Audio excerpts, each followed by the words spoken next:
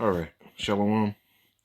First off, I want to start off by saying all praises to Yahweh by Hashem Yahushai, by Hashem Rakakadash. That's all praises to who the world ignorantly calls God and Jesus Christ. The true names in the Hebrew is Yahweh for the Heavenly Father and Yahushai for his beloved Son. I want to say double honors to the elders and apostles of Great Millstone and peace and mercy to all who like preaching this truth, believing the men, women, and children that are destined to be saved. Um, with all that being said, I'm the brother Tazabah in the Great Millstone, Arizona camp. Lord will with another video to edify.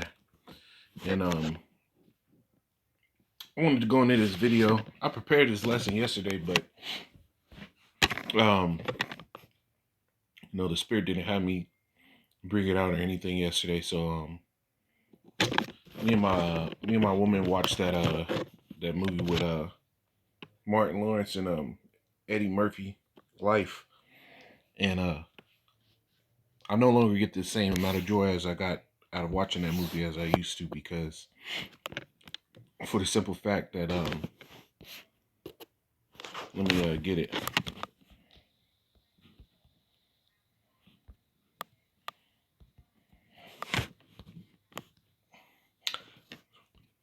For the simple fact that the scripture said, it's Ecclesiastes 7:7.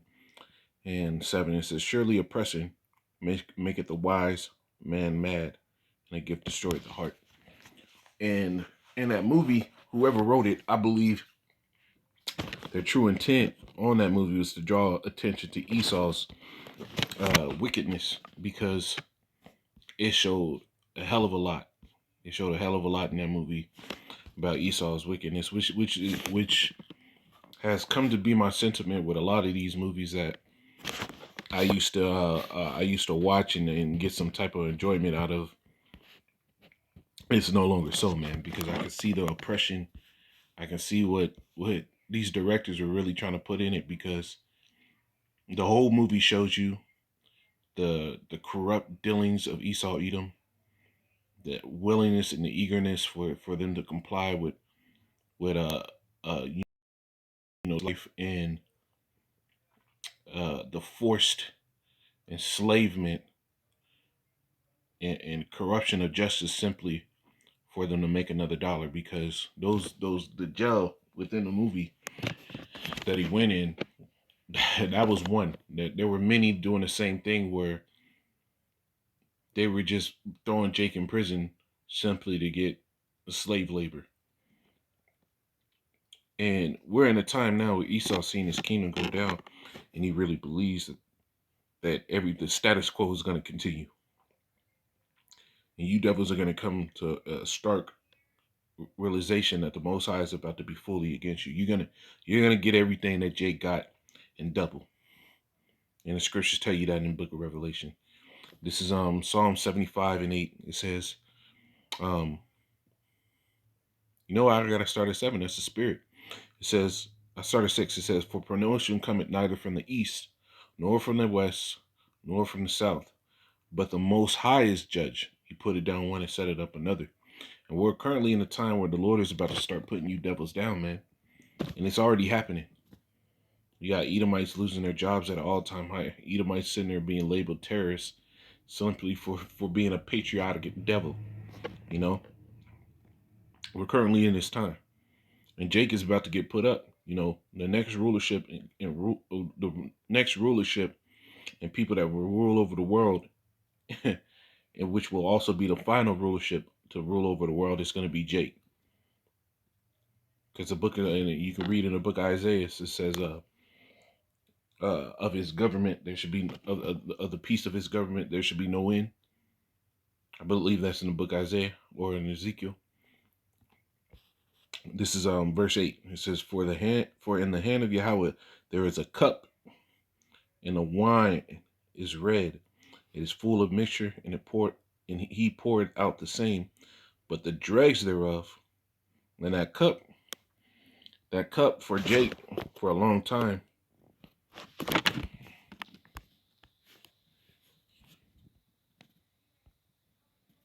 Let me get it.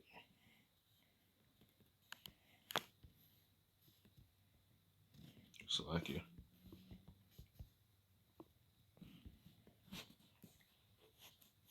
that cup for a long time. Um, this is Isaiah 51, sorry, 17. It says, that cup for Jake for a long time was the cup of trembling, right? So it says, awake, awake, stand up, O Jerusalem, which has drunk at the hand of Yahweh, the cup of his fury. And that was that cup that we were drinking of for a long time. And this cup is about to be handed to you devils. It says, thou hast drinking the dregs of the cup of trembling and wrung them out. And this is Jake. The people of the Lord have drinking of the full dregs of the cup. You know, we've drinking and wrung it out, man.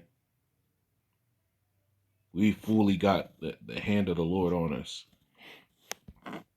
you know. So you devils really believe that Jake's always going to be under your fucking foot. Excuse my French. It says back in Psalm 75:8, it says, for in the hand of Yahweh there is a cup, and the wine is red. It is full of mixture. We saw what that cup had. It's the fury of the Lord, and he poured out of the same, but the dregs thereof. And when you drink a beer, right? No matter if they pour it in a glass or not, that frothy foam bubbling at the bottom, it's always warm. It's no, it's never at a cool temperature like the rest of the drink. Those are the dregs. It says, but the dregs thereof, all the wicked of the earth shall wring them out and drink them. You see? So all the wicked of the earth. And who's the main wicked? Scriptures tell you, Job 9:24, the earth is given into the hands of the wicked. So who owns the earth right now? Who's the one printing money? Who's the one that could shut down the stock market when poor people start to get rich? It ain't you Israelites. It's not the Arabs. It's not the Chinese. It's not the Indians. You know, it's not the so-called Mexican. It's the Edomites. Malachi 1:4 tells you who the wicked are. So the wicked are going to get the worst of that cup to drink. So this is back in this is Jeremiah 49. Jeremiah 49. And start at 12. It says, for thus saith Yahweh, behold, they whose judgment was not to drink of the cup have assuredly drunken, and whose judgment was not to drink of the cup is Israel's, because all we had to do was keep the law, statutes, and commandments, and we would be a people forever before the Lord. But because we went off, we had to drink of that cup, right? But it was never really destined for us. It says, they whose judgment was not to drink of the cup have assuredly drunken, and art thou altogether, and art thou he that shall altogether go unpunished? Thou shalt not go unpunished, but thou shalt surely drink of it. And this is talking about Esau Edom, because you can go to verse 10. It says, but I have made Esau bare, I have uncovered his secret parts, his secret places, and he shall not be able to hide himself. His seed is spoiled in his brethren and his neighbors, and he is not. We're coming to that time. This devil's seed is about to be spoiled. So this is who this scripture, Jeremiah 49:12, is talking about. You know, this devil really believes he's not going to go unpunished, because at the end of the movie, that Life movie, what Officer Pike came back in the scene, which falsely accused them, even though he was the murderer, and he thought he was going to be justified by his Edomite friend, right? But what, that sudden judgment came. It says, I have sworn by myself, said Yahweh, that Basra shall become a desolation, which Basra was a chief city of Edom, you know. It says that Basra shall become a desolation, a reproach, a waste, and a curse, and all the cities thereof shall be perpetual waste. So everywhere you Edomites dwell are going to become a desolation, a reproach, a waste, a curse. You know, the Lord is going to destroy you devils. You see, the Lord is about to send that cup right in your hand. You're going to get those dregs, man. We've paid our tab. The scriptures talk about our iniquity having an end. We've paid our tab in full. And now here it is. We're coming up on a time that you devils got to pay. And you're trying everything in your power to get out of that, man. Jeremiah 51:17. Every man that is brutish by his, Isaiah, Salakia. Isaiah 51:17. It says, Awake, awake, stand up, O Jerusalem, which has drunk at the hand of Yahweh the cup of his fury. Read that in Jeremiah 49:12, right? It says, Thou hast drunken the dregs of the cup of trembling and wrung them out. There is none to guide her among all the sons she hath brought forth, neither is there any that taketh her by the hand, all the sons that she brought up. It's for a long time, Jake was without leaders, man. It says, These two things are come upon thee, who shall be sorrow for thee, desolation and destruction, and famine and the sword. By whom shall you be comforted? See, for a long time, Jake was just destroyed. But now the Lord said, Awake, awake. So we've risen back up into understanding the Lord, understanding his temperament, understanding why we went off, and where we need to make an amend. It's Jeremiah 25:15. It says, For thus say Yahweh power, and thus say Yahweh power of Israel unto me, take the wine of his fury at my hand, and cause all the nations to whom I send thee to drink.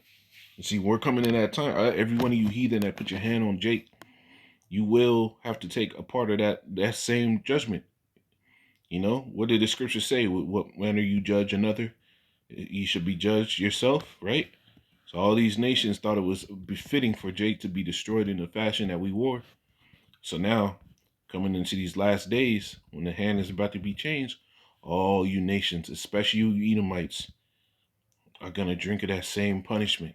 It says, And they shall drink and be moved and be mad because of the sword that I will send among them. You see? The amount of death that's coming for all you heathen, and chiefly you Edomites, is going to be amazing, man. It says, Then I took the cup of Yahweh's hand and made all the nations drink, unto whom Yahweh sent me, to wit, Jerusalem and the cities of Judah, and the kings thereof, and the princes thereof, to make them a desolation and astonishment and a hissing and a curse, as it is this day. Pharaoh came in Egypt, and his servants, and his princes, and all his people, you see, and all the mingled people of the kings of the land of Uz, which what? The land of Uz is a land in Edom, right? It says, in Uz, I believe, is where Job dwelt. And Job was in the land of Edom. It says, the kings of the land of Uz, and all the kings of the land of the Philistines, in Ashkelon, and Azah, Ekron, and the remnant of Ashdod, Edom, and Moab, and the children of Ammon. Edom, the so-called white man, Moab, which is the so-called Chinese, Ammon, which are the so-called Japanese, and all the kings of Tyrus, which is in Europe, and all the kings of Zidon, and the kings of the isles, which are beyond the sea, Dedan and Tema, and Buz, and all that are in the uttermost corners, and all the kings of Arabia, and all the kings of the mingled people that dwell in the desert. You see, this is who the Lord is giving this cup to. And all the kings of Zimri, and all the kings of Elam, going to them East Indians, Elam. It says, and the kings of the Medes, Persians, and the kings of the north, far and near, one with another, and all the kingdoms in the world which are upon the face of the earth, and the kings of Shishak shall drink after them. You see? So after we drink of this cup, all you other heathen are about to drink of it. You see? And we're coming in that time. It says, verse 27, Therefore thou shalt drink unto them. Thus say Yahweh hosts, the power of Israel, drink ye, and be drunk, and spew, and fall, and rise no more, because the sword which I will send among you. So after this next drink, after you heathen get a taste of this drink, you're never going to rise again. And within the time that you had to rule and reign, you destroyed the earth, brought forth falsehoods, false judgments. You followed the wicked of the earth that you hated yourself. So what happens next is what you deserve. It says, I'll start at 32. Ezekiel 30, Ezekiel 23 and 32, it says, "Thus say Yahweh, thou shalt drink of thy sister's cup deep and large, and thou shalt be laughed to scorn and had in derision, and can it says it containeth much." You see? So Jake is really drinking at each other's cups, man. We both taken a part of this judgment. The sister um is talking about the two tribes, man, the northern and the southern kingdom, right? Thou shalt be filled with drunkenness and sorrow, with the cup of astonishment and desolation, with the cup of thy sister Samaria. And this is what we were filled with. So this cup has to be passed to you heathen. Now, this is Psalms chapter 10. Psalms chapter 10, verse 6. It says, he has said in his heart, you know what, I gotta start up on this. This is Psalms 7 and 2. Psalms 10 and 2. It says, the wicked in his pride does persecute the poor. Let them be taken in the devices that they have imagined. You see? So these wicked persecute the poor. It says, for the wicked boasteth of his heart desire, he blesseth the covetous. You know, those that just want to take shit from people, he blesses them. He gives them a leeway. And that's what you see. This whole, the way America was built, these prison systems, which all this stuff is still going on. You know, even in a part of that movie Life, man, there's a part where they said, come on, we got to clear 14 acres of land a day. And he said this to a group of maybe, who was sitting at the bench. It was maybe 20 people to clear 14 acres of land. Why? Because that land was to be cultivated in some type of way, whether it be for a road, for a business. You know, that was just cheap labor for the state. And these devils do all this because they're covetous. It says, the wicked through the pride of his countenance will not seek after the Most High. The Most High is not in all their thoughts. You see, when they do these things, they don't think about how the Lord is going to judge it. That's why it tells you in the book of Job, have you not heard from the beginning that the triumphing of the wicked is short? It says, verse 5, it says, his ways are always grievous, thy judgments are far above out of his sight. As for all his enemies, he puffeth at them. It says, he has said in his heart, I shall not be moved, neither shall I be in adversity. You see, and this is how these devils really think. They think that this cup, they'll never have to pay this price. You know? That's why when you go in the book of Revelation, it tells you, let him that have ears hear. He that leadeth into captivity shall go into captivity. He that killeth with a sword must be killed with the sword. So you devils, no matter if you go to the grave peacefully or not, you know, the Lord will bring you back and you will get that punishment. That's why when you go to the book of Revelation, Yahweh Shai brought it to everybody's attention. Who you call Jesus Christ said, even those that pierced him were there. So the ones that pierced the Lord all those years ago, right? In the Roman Empire, of course, they're dead and gone right now. But they would be revived for the Lord's return, because he's got to get his shit back. And the Lord was beaten, bloodied by these men that did not have to take it the way they had to, the way they did. You know, even though it was part of prophecy. This is Revelation 18 and 6. It says, sorry, 5. For her sins have reached unto heaven, and the Most High remembered her iniquities. You see, so the Lord is going to remember all these iniquities. It says, reward her even as she rewarded you, and double unto her according to her works. And the cup which she had filled to her double. So we're going into that cup, right?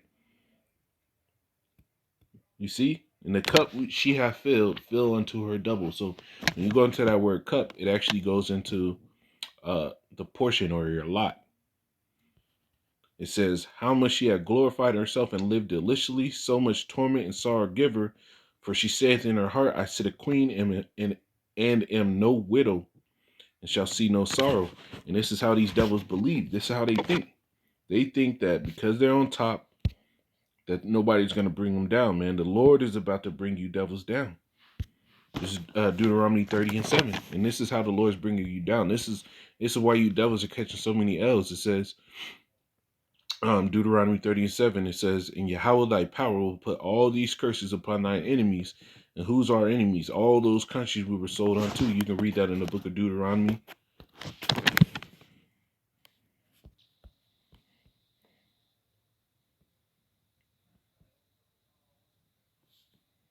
Let me get it. Deuteronomy 28 and 68. And it says, "And Yahweh will bring thee into Egypt again with ships." And that word Egypt is really Mizraim, which means double streets or bondage. So the Lord brought us into captivity again with ships, right? Going into transatlantic slave trade, even the slave trade that happened before the so-called Negro went into captivity. Because Issachar, the Northern Kingdom, was already in Americas. When you go back into history, and they were taken to the Americas, they split up from the Assyrian Empire under King Salmanassar and went into America, right? It says, "By the way whereof I spake unto you," it says, "thou shalt see it no more again." And it says, "And there ye shall be sold unto your enemies for bondmen and bondwomen." So who were our enemies? The ones that sold us. "And no man shall buy you." So who are the ones that sold the so-called Negro, Hispanic, and Native American man? All these nations. It says, "Of all the kings of earth, who had not gotten of the spoils," when you go in the book of Maccabees, right? It says, Deuteronomy 30 and 7 again. It says, "Yahweh will put all these curses upon thine enemies, and on them that hate thee, which persecuted thee." It says, "And thou shalt return and obey the voice of Yahweh, and do all his commandments, which I have commanded thee this day." And this is the time we're in. So since we're fulfilling the Lord's commandments this day, there's a allotted men that fulfill the Lord's commandments in this day, even in the land of their captivity. We're thinking upon what the Lord commanded. So what? These curses are starting to fall upon our enemies. They're starting to be shown to be the problem in the earth. The offscouring, the reproach, the byword. This is Zechariah. I'll end it on this one. Zechariah 12. Zechariah 12. And 2, it says, "Behold, I will make Jerusalem a cup of trembling unto all the people round about, when they shall be in the siege both against Judah and against Jerusalem." You see, so the Lord is about to make us a cup of trembling unto all you people. We're going to be a portion to be feared unto all you people. So when this devil starts to roll, all you heathen throughout the whole world, the Lord is going to lift up a standard. And that's when you can know that the Lord is about to start flipping a switch. For the prophets, we're waiting for Yahweh Shai. But for the 2/3, man, this is going to be their time to shine. It says, "And in that day I will make Jerusalem a burdensome stone for all people, and all that burden themselves with it shall be cut in pieces. Though all the people of the earth be gathered together against it, in that day, said Yahweh, I will smite every house, every horse with astonishment, and his rider with madness, and I will open my eyes upon the house of Judah, and I will smite every horse of the people with madness." It says, "And the governors of Judah shall say in their heart, the inhabitants of Jerusalem shall be my strength, in Yahweh hosts their power." And it says, "In that day I will make the governors of Judah like a hearth of fire among the wood." When you go into a hearth of fire, it's basically the old when they used to just have fire pits in houses, right? So you would just cook everything right off the fire. So the Lord said, we're going to be like a hearth of fire among wood. Which means what? Israel's gonna be kindling you fucking heathen. Excuse my French. It says, "And like a torch of fire in a sheaf," right? And like a torch of shot fire in a sheaf. And a sheaf is what you gather in beaded material in, beaded plant material in.